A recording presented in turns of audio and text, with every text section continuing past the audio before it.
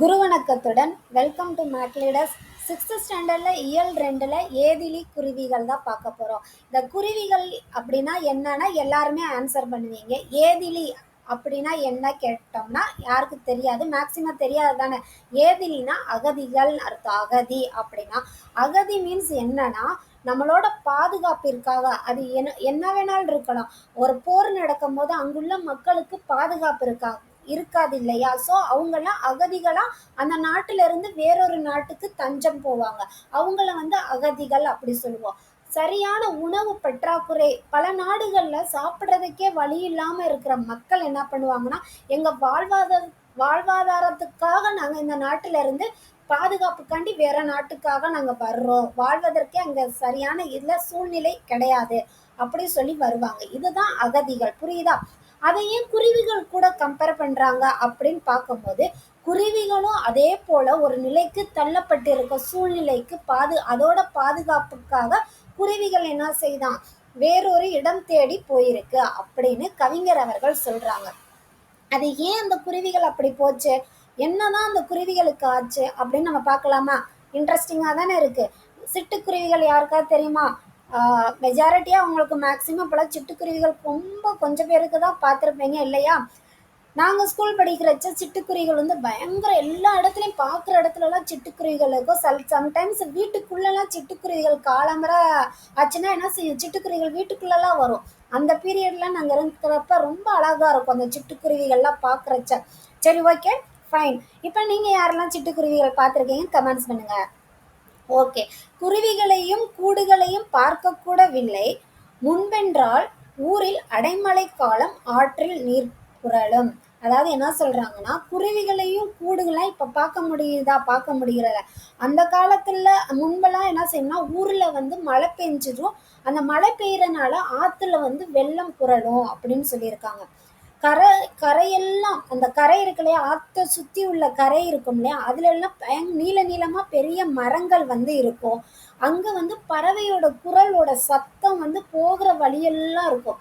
அதே போல தூக்கணாங்குருவிகள் கூட அது ஒரு அழகா இருக்கும். அந்த தூக்கணாங்குருவி கூட நீங்க எதையாவது ஒரு இமேஜ் கிடைச்சிச்சுன்னா பாருங்க, அது ஒரு டிஃப்ரெண்டா இருக்கும் அந்த குருவியோட கூடு. அது எப்படி இருக்கும்னா, காற்றுல புல்ல ஆடுற மாதிரி அந்த காத்துக்கு அந்த தூக்கணாங்குருவிகளோட கூட ஆடுறத அந்த கவிஞர் அவ்வளோ அழகா இந்த இடத்துல சொல்லியிருக்காங்க. புல் ஆடுற மாதிரினா தூக்கணாங்குருவியோட வீடு ஆடுது அப்படி சொல்லியிருக்காங்க. மூங்கில் கிளையமர்ந்து சுழித்தோடும் நீருடன் பாடிக்கொண்டிருக்கும் சிட்டுகள் மண்ணின் மார்பு சுரந்த காலமது, வெட்டுண்ட மரங்கள் வான் பொய்த்தது, மருகியது மண், ஏதிலியாய் குருவிகள் எங்கேயோ போயின.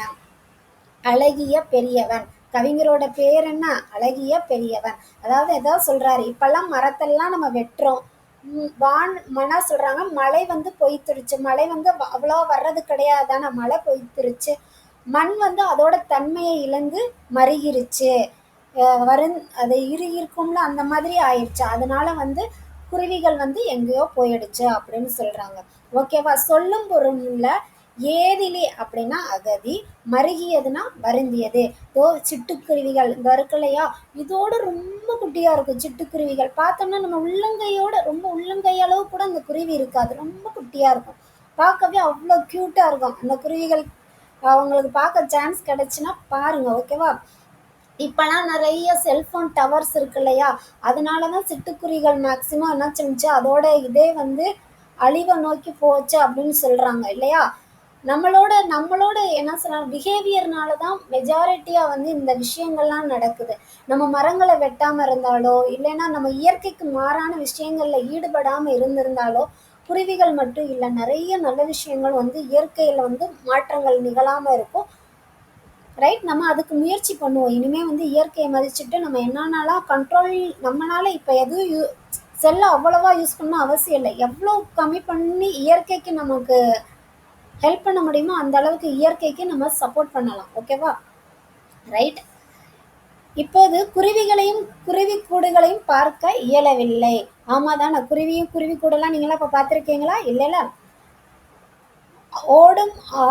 ஓடும் ஆற்றில் முன்பெல்லாம் அடைமழை காலத்தில் நீர் புரண்டோடும். மழை பெஞ்சாச்சுனாலே அந்த ஆற்றுல நீர் வந்து பயங்கரமா வரும். அந்த ஆத்தங்கரையில வந்து மரங்கள் வந்து உயர்ந்த மரங்கள் இருக்கும். அந்த மரத்துல வந்து பறவைகளோட சத்தம் வந்து எப்பயுமே கேட்டுக்கிட்டே இருக்கும். தூக்கணாங்குருவியோட கூடு, அததான் நான் சொன்னேன்ல, புள்ளி இப்படி ஆடுற மாதிரி தூக்கணாங்குருவியோட வீடும் வந்து அந்த கூடு இருக்கு இல்லையா, அதான் அதோட வீடு. அதுவும் காற்றுல வந்து அழகா ஆடும்.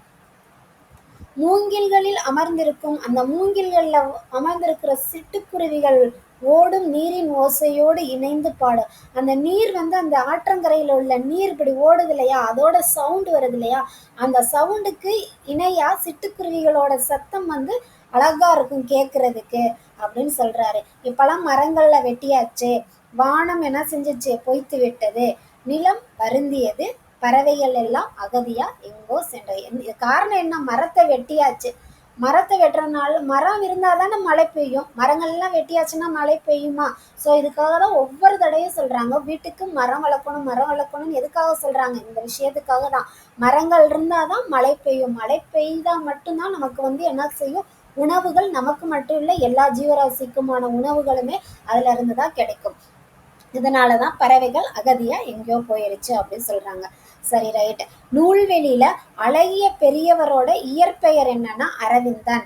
அவரோட இயற்பெயர் என்னது, அரவிந்தன். புதினம், சிறுகதை, கவிதை, கட்டுரை போன்ற படைப்பு தளங்களில் இயங்குபவர். அவர் இந்த மாதிரிலாம் எழுதுறாரு, புதினம், சிறுகதை, கவிதை. ஓகேவா. தகப்பன் கொடி தகப்பன் கொடின்ற புதினத்திற்காக 2003 எந்த இயர் வந்து நோட் பண்ணிக்கோங்க, 2003 தமிழ்நாடு அரசின் விருது பெற்றவர். குறடு, நெறிக்கட்டு, அரூப நஞ்சு, பெருகும் வேட்கை, இந்த மாதிரி நூல்களையும் அவர் என்ன செஞ்சிருக்காரு, எழுதியிருக்காரு. ஓகே, நெக்ஸ்ட் பார்க்கலாமா. இதோட லெசன் கம்ப்ளீட் ஆகுது. நம்ம புக் பேக் பார்க்கலாம். சரியான விடையை தேர்ந்தெடுத்து எழுதுக. கூடு கட்டுவதற்கு மரம் கிடைக்காத பறவைகள் டேஸ் வேறிடம் சென்றன. எங்கப்பா, மரம் இல்லாதனால அவங்களாம் எப்படி போயிட்டாங்களாம் பறவைகள், ஏதிலிகளாக. நம்மளோட ஹெட்டிங்கே அதுதானே, ஏதிலி தானே, அகதிகளா தானே வேறொரு இடத்துக்கு போயிருச்சு. ரைட். செகண்ட் ஒன், முன்பென்றால் சொல்லை பிரித்தெழுத கிடைப்பது. இந்த முன்பென்றால் இந்த பேர் இருக்குல்லையாடா, முன் அதுக்கு அடுத்து லெட்டர் இருக்குல்ல, பே, அதை வந்து எப்படி பிரிக்கலாம், பூ பிளஸ் ஏ தான் பே. அப்ப முன்பு கூட்டல் என்றால், இதுதான் இதோட ஆன்சர், முன்பென்றால். ஓகேவா. தேர்ட் ஒன், சுழித்தோடும் என்னும் சொல்லை பிரித்து எழுத கிடைப்பது. சுழித்தோடும், தோவை எப்படி எழுதுவீங்க, தோ, தூ பிளஸ் ஓ, தோ.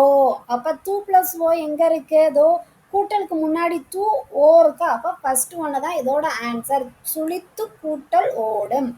ஃபோர்த் ஒன், வழி கூட்டல் எல்லாம் சேர்த்தெழுத கிடைப்பது.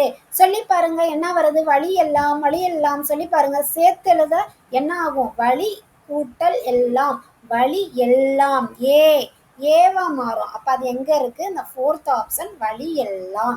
புரிஞ்சிருச்சா. இப்படிதான் பிரித்தெழுதுகளையும் சேர்த்தெழுதுகளையும் கனெக்ட் பண்ணி பார்த்து எந்த லெட்டர் வரும் அதை ஃபைண்ட் அவுட் பண்ணிட்டா நம்ம அதை மனப்பாடம் பண்ணணும் அவசியம் கிடையாது.